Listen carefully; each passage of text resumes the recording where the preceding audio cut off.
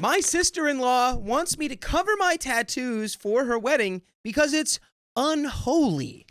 But their dresses are revealing. What? I, 25 female, was set to be a bridesmaid for my sister-in-law, 31 female, for her upcoming wedding. My sister-in-law can be a control freak and has a tendency to set expectations that are pretty unrealistic or inconsiderate at times. As you would imagine, that would apply to what she would request of her bridesmaids for her wedding. By the way, this comes from user DependentLaugh4765 on the r/OK storytime subreddit. So, I know people have differing opinions when it comes to bridesmaids dresses, but I'm someone who follows the opinion that the bride should have final say, as it is her day, especially if the bridesmaid dresses are being paid for. However, regardless of who is paying, I also think that brides should be mindful that if they want everyone to wear the exact same dress, it would be respectful to check if everyone is comfortable with certain styles, especially if there are people in the group who might dress up a little more modestly. In this specific situation, all the bridesmaids had to pay, which I obviously didn't mind. Here's the thing. My sister-in-law asked her 3 closest friends first and already decided on the same dress for everyone to wear together before she asked me. I had no expectation that she would ask me to be involved, so I had no idea what they picked. If there is one thing you should know, is that I dressed pretty modestly, especially at church since it's a church wedding. The dress they picked out was pushing my personal comfort level. It was a lilac chiffon, one-shoulder, floor-length dress with a slit that goes way above the knee, basically up to where most of my upper thigh would be exposed. I didn't want to make a big deal over it because they had already decided on it together, and since it's what my sister-in-law really wanted, I kept my concern to myself. I low-key wish we all decided together, especially since there were 3 more people, including myself, that were not asked to be bridesmaids until after. Even though the dress wasn't within my modesty standards, I still decided to go along with it because I didn't want drama and just wanted to make her happy. My plan was to change after the festivities during the reception, which a couple more bridesmaids had already planned to do, and my sister-in-law didn't mind. I thought things were going to be okay until my sister-in-law told me last week that she didn't want my tattoos to be noticeable and wanted them covered as it would be inappropriate in church, and didn't want them in picture. I am tatted on my wrist, shoulders, and on the back. The tattoos on my shoulders and back are not small pieces and are very noticeable with the dress that was picked out. She told me that she's been concerned about them showing because of the dress, and keep in mind, she knows about my tattoos, and the dress was still picked knowing that they would show. I was annoyed, but since I already paid for the dress, I asked if I could wear a shawl, and she said no, because she didn't want me to stand out from the rest of the group, especially since I'm not the maid of honor. She suggested this foundation that covers tattoos, which was $40 to $50, and I'm not going to spend that much on a foundation I'm not going to use again. Plus, there's a chance it will get on my dress and make a mess. There's almost a guarantee that it will get on your dress. Yeah, that's a good point. Foundation gets everywhere. So, I told her I didn't think it was fair to expect this of me when she knows I have tattoos and picked the dress that would have them show. If she had a problem, why pick something without sleeves or ask me to be a bridesmaid if she was going to be adamant about this style, knowing she didn't want my tattoos being visible? Maybe she just forgot. I don't know. I feel like we're getting hung up on that. She probably just wasn't thinking about it. Yeah, but just like for the fact that she's after the fact being like so unable to compromise beyond like making her put on pounds of foundation. This should be the moment where she's like, oh, I did pick a dress that won't work for you. You can have a different one. Yeah. Right? Come on. She said I was being unfair and that it was her day. All she's asking is for me to accommodate and that it would not look good for a Catholic wedding. When she said that, I got mad because it's always the people who start with the religious guilt that don't even follow their own faith and are quick to judge. My sister-in-law literally has done and continues to do everything in the book that would not be okay for a practicing Catholic to do, but I never judge her because I have a past too and I still struggle. Yet, for her to say it would not be appropriate for a Catholic wedding is just hypocritical and made me feel like I was going to make it unholy somehow. I got tatted when I walked away from my faith, but I came back to it and I'm pretty devout now despite my struggles with my shortcomings. For her to say I'm not accommodating is just beyond me because she already knows how I dress now, especially in a church setting. I even cover my hair at church, and I still pushed my convictions and preferences aside and wear this for her because I wanted to keep the peace and not make a fuss. When I told her all of this, she started making comments about how I'm being selfish for not putting on the foundation and then proceeded to say that dress looks trashy on me anyways. Girl, you picked it. Because you of my body? Yeah, you picked it. You picked it. It's your trashy dress. that you plucked from the dumpster, I guess. Yeah, Since it's so we were right about trashy. the trash bag. Yeah, we're going back to dumpster wedding. Yeah. We're going to get married in the dumpster on 6th Street. Everyone's wearing a garbage bag. And it's gonna get a little wet. It's going to get a little juices stinky. in there. It's going to get wet and stinky. Watch I out. prefer the bag to have juices in it because it would fit with the theme. And if you refuse, you're rude. You're out of there. Yeah, It's unholy. I'm on the curvy side and unfortunately have a large chest, so certain styles will make me look bigger and emphasize my chest, and that's what the dress did to me. Not trying to brag, go off queen. I personally don't like it, hence why I'm mindful of how I dress, but it's unlike it's in my control as to how the dress would fit and look on me, but it's overall why I prefer to be more covered. And I just have to really quickly say, I hate it when faiths and cultures make people feel bad about their physical bodies. That's your body. That sure should you be a look red amazing. flag for Catholicism right there. I'm sorry. That's just how I feel. The whole point about Catholicism is that God made you in his image. Yeah, except you. You look, I don't like the way you look. Yeah, it's like, no. You should feel bad about your large chest. And that's God told me that. I just ended the conversation with, if it's going to continue to be an issue, I don't want to trouble her further and would rather she pick someone else because we can't see eye to eye. I feel bad for dropping, but her wedding is not for 5 months, and I just think that it's for the best. I'm no longer part of the bridal party. Am I the a-hole? And there's an edit, but I'm going to say no right away. No, you're not the a-hole. I Clearly mean, you're not. again, like, first, she picked a dress without talking to you about anything. And then she said she made like demands that just are unreasonable about like you putting foundation on. Then when you tried to provide solutions, like putting a shawl on, she was like, no. It's like, I don't know. I don't even want. I don't want you to look like the maid of honor. Your honor is not high enough. Not high enough It's for like, well, then, my I don't know, wedding. give your maid of honor a little crown. Yeah, make everyone look a little bit different. Yeah, give everyone a different I'm sorry, we're headpiece. not all freaking twins. Yeah. All your bridesmaids aren't going to look different regardless of how similar the dress is because they're different people. Well, no, don't you know that if you wear the same like shirt as somebody, it's just like you become identical. You become them. It's like Apologies. it's a new thing that they're rolling out. Mm-hmm. Yeah. They're trying a new thing with the clothing They're now. trying a new thing. Mhm. We'll see how it goes. It's clone thing. Clothing. Clone thing.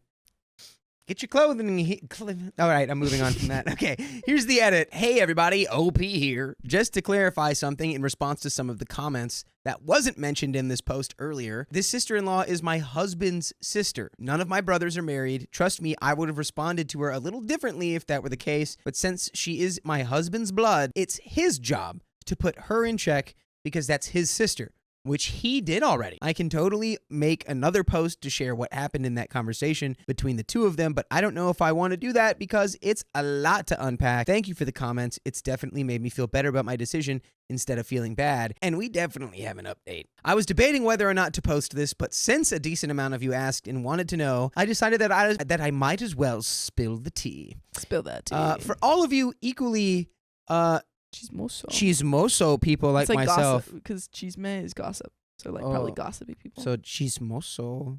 What is that? Is that Spanish? What is that? Well, Cool. chisme is gossip, so in Spanish. Chismoso.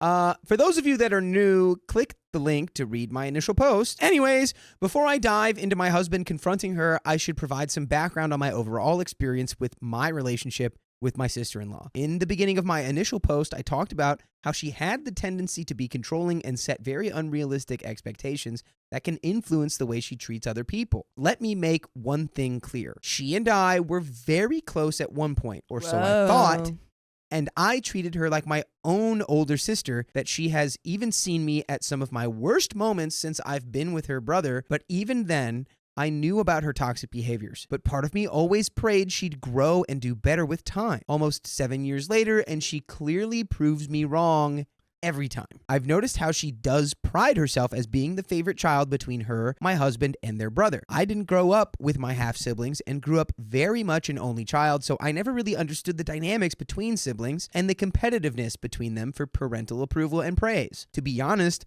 my husband and his brother don't really take any of it to heart or see anything as competition, but their sister does. Any given opportunity, she finds a way to make remarks about how she's the favorite and which among them is the least favorite favored among the three of them. She's like, and mom and dad like me the best, and they today hate Teddy. I heard they hate you the most, OP's husband. Yeah, I named him Teddy. Teddy. Old Theodore. Oh, they gave you an old wrinkly name because they hate you. Blah, blah, blah, They love blah. me.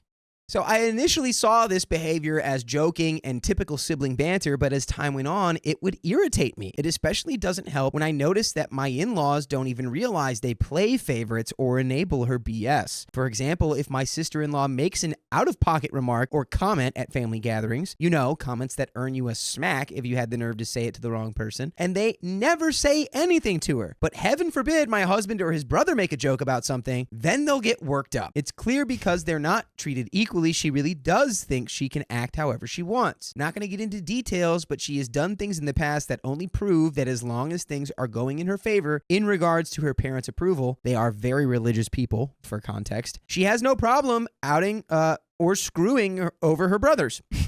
You almost skipped that over. Almost skipped that over. Really gotta hammer that over. Really? My husband has kept a lot of her dirty secrets, and in a moment of vulnerability where he trusted her, she turns around, tells my in-laws everything so she can look like the older sibling who cares enough to tell their parents what's going on with him, even though she's done worse. That would piss off my in-laws. That's terrible. So at that point, You're selling out your sibling. I'm selling her out so fast. Yeah. What, you think that you can sell me out? Hypothetical sister I've never had? You think you can sell me out and not face consequences? You got another thing coming. Like, did you and Sam Pop have out. each other's backs, right? Yeah. Like, to this day, Yeah. there are things that will never be spoken of. Of course. I'm sure. Well, Sam tells everything to my parents. Okay, so no, not. You're like, yeah, no, definitely. Except Sam lets it all out of the bag. Yeah. Or are you just saying Saying this? What do you mean? I see what you're doing. I don't tell I my see what parents, but Sam You're will like- tell my parents everything, so I don't actually have to keep any secrets. You're from them. talking directly to the camera. You're telling your parents, yeah, Sam's told you everything. He's told you. Sam's told you everything. There's Everything. nothing else to be known Yeah, I wouldn't. Why would I lie about that? because he said everything. So, No it's reason- sounding sketchier, but it's true. You might be asking, why wouldn't I say anything to them as payback? My husband and I are the type of people who also don't think stooping to her level would achieve anything. Essentially, they're not my secrets to tell because that's between her and God and whether or not she will ever come clean to their folks. Dang. Um, He's taking the high road. the road's too high though. I can't. Oh no, reach it. it's got to come down a little bit. It's too. Put some sunglasses on so you can high. see that. I can't grab that The one. road.